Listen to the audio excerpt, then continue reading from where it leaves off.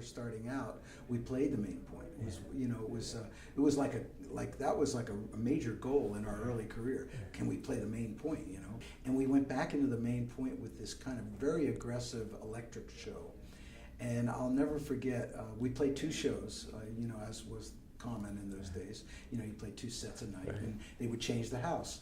Well, my parents came for the second set, and I remember my mother was very upset because when she sat down at her table, someone had written with a crayon on the table, on the paper tablecloth, "These guys suck." So she was probably right. You guys playing the main point in probably, I guess, 73, 74 had to be in, right? And then 10, 12 years later, you're not just playing Live Aid, you're closing Live Aid 5 miles as the crow flies away. Amazing. How often do you, I don't know how often you do it these days, but how often do you think, like, how, why, me?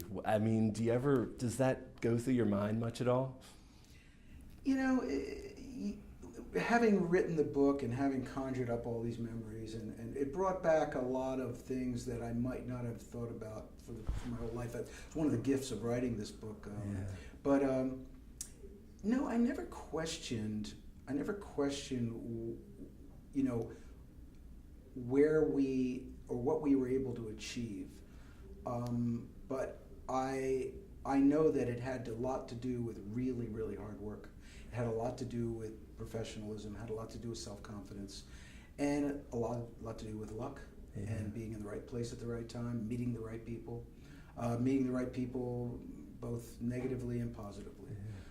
And some of the bad things that happened on the business side of our lives just actually ended up becoming really, for me personally, a kind of impetus to take charge of my own life and things like that. So the Arkansas album was something that I really did not plan on doing.